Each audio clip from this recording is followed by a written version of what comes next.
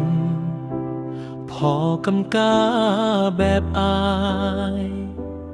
มันบ่ควรสิคู่เจ้าอยู่ดีก็หูโตอยู่ว่าเฮาต่างกันหลาย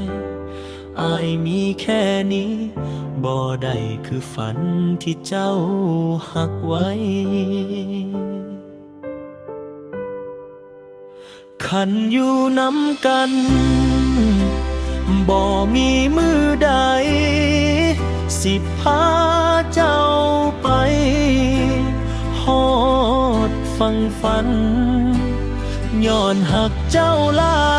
ยถึงยอมฝืนใจบ่อยากเป็นตัวทวงดวงให้เจ็บซ้ำปล่อยให้อายหู้สึกห่างอยู่ผู้เดียวก็พอ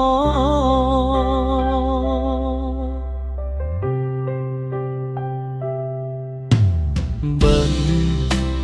เจ้าหัวเรากับเขาอายก็เข้าใจตัวเองขึ้นอีกครั้ง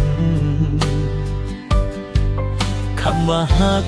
มันบ่พอประคองทุกอย่างอายขอออกมาข้างทางให้เจ้าลองก้าวไป